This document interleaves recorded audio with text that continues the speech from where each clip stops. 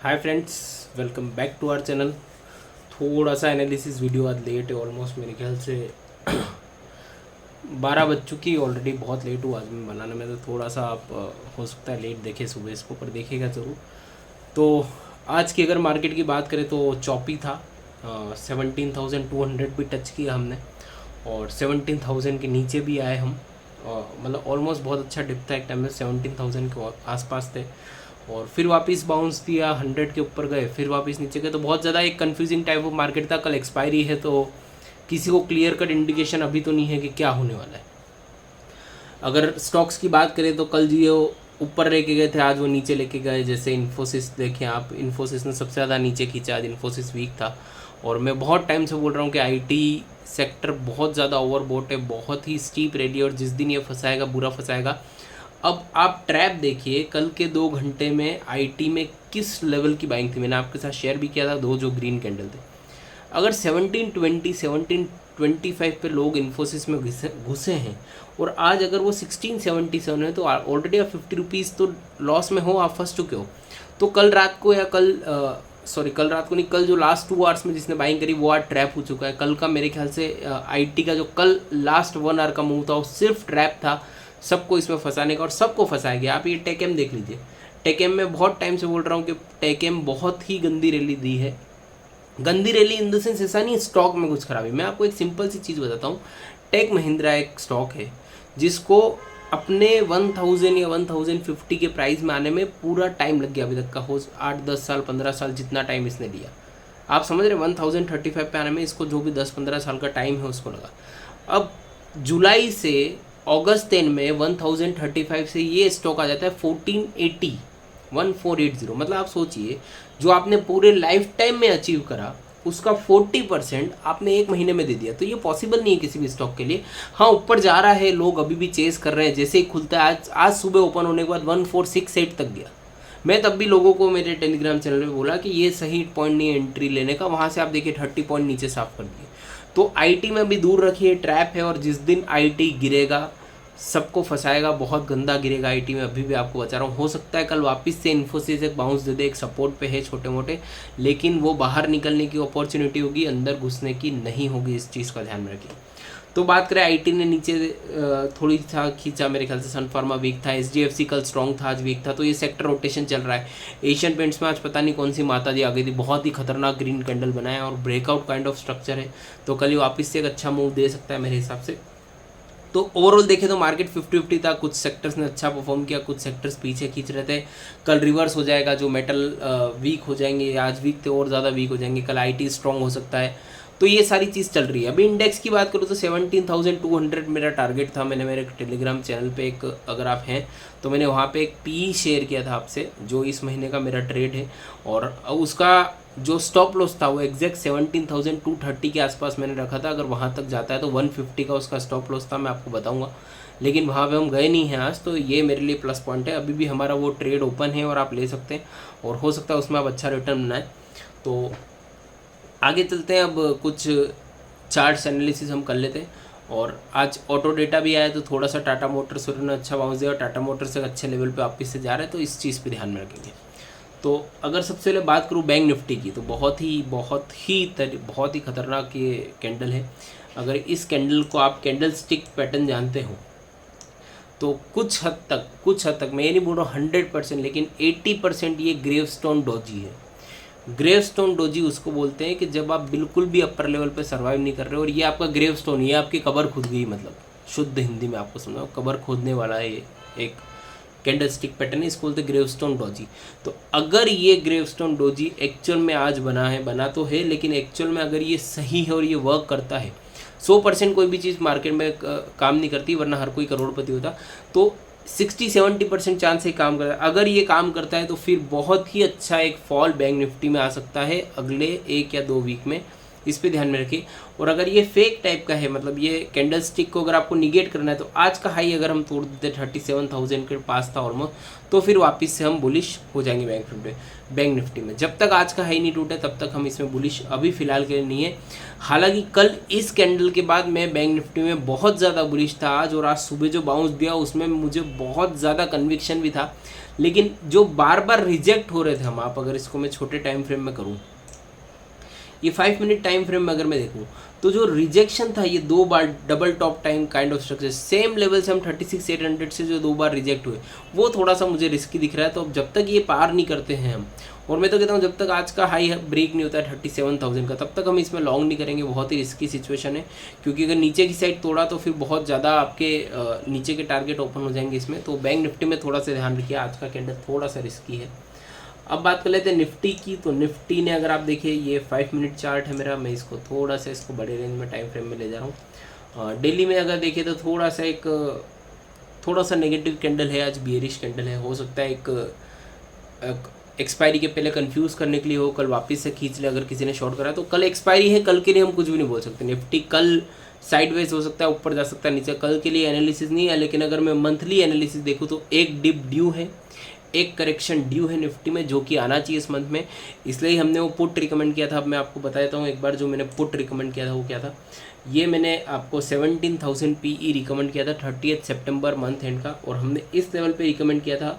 Almost 251 का level था जो हमने रिकमेंड किया था, और 150 का हमने स्ट्रिक्ट एसएल लगाने का था। 150 मतलब मेरे हिसाब से 17,230 के आसपास का टारगेट था, लेकिन वहाँ तक हम गए नहीं। हम उससे जस्ट पहले 160 to 164 ही गया था, वहाँ से रिटर्न हो गए। तो अभी फ़िलहाल के लिए तो हमारा एसएल हिट नहीं हुआ है, तो मेरे ख्याल से आप इसको होल्ड कर सकते हैं। मुझे इसमें 500 प्लस के टारगेट तो मिनिमम दिख रहे हैं, क्योंकि करेक्शन जो आना है वो ब्रूटल होगा और तेज़ी से आएगा। तो यहाँ पे आप एक अच्छा खासा पैसा मेरे ख्याल से बना सकते हैं, लेकिन अपने रिस्क के हिसाब से ट्रेड करेगा। ये मेरा एनालिसिस है, ये मेरा सजेशन नहीं है, हो सकता है ये सही हो गलत हो, लेकिन आप अपने रिस्क के हिसाब से इसमें काम करेगा। तो अब बात कर लेते हैं कुछ स्टॉक्स की। तो मैं जो आपसे स्टॉक शेयर करना चाह रहा था आज वो है जी। बहुत टाइम से हमारे सपोर्ट लाइन के नीचे है 174। जिस भी दिन ये ब्रेक करे आप इसको बाय कर लीजिए, एक अच्छा खासा अपसाइड देने के लिए तैयार है। बहुत अच्छा इसमें फॉल आया, आप देखिए 240 के लेवल से 150 तक हम आ गए थे ऑलमोस्ट। तो मेरे ख्याल से 174 के ऊपर आप 5 to 10% का एक बाउंस इसमें एक्सपेक्ट कर सकते हैं। अब अगर मैं आपको और स्टॉक दूँ, मेरे हिसाब से जो कल 1 या 2 दिन में परफॉर्म कर सकते हैं, आइदर साइड परफॉर्मेंस मैं आपको बता रहा हूँ। मैं सिर्फ पॉजिटिव नेगेटिव नहीं मैं बात कर रहा हूँ, मैं दोनों तरफ की बात कर रहा हूँ। तो टाटा मोटर्स मुझे अच्छा लग रहा है, वापस से टाटा मोटर्स ने एक अच्छा बाउंस दिया है, और bearish bullish engulfing kind of एक कैंडल है। मेरे ख्याल से 305 तक का एक बाउंस इसमें आ सकता है, क्योंकि वहीं पे हमारा रेजिस्टेंस है। तो आप 5 to 10 रुपीज़ के लिए इसको भी प्ले कर सकते हैं। अब जो मेन स्टॉक मुझे लग रहा है अभी ब्रेकआउट काइंड ऑफ, वो टाटा पावर है। अगर किसी भी लेवल पे 138 137 का लेवल टूटता है तो 150 तक हम बाउंस देख सकते हैं टाटा पावर में।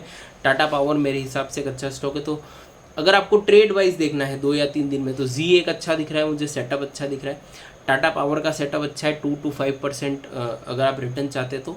मैं डिलीवरी की बात कर रहा हूँ, मैं ऑप्शंस की बात नहीं कर रहा हूँ। डिलीवरी में आप ले लीजिए। और अगर एसएल की बात करें तो 128 का एसएल होगा टाटा पावर में। अगर जी में एसएल की बात करें, स्टॉप लॉस की बात करें, तो जी में मेरे ख्याल से वापस से 170 का लेवल होगा जो आपका एसएल होगा। 170 के नीचे जाता है तो इससे बाहर निकल जाइए।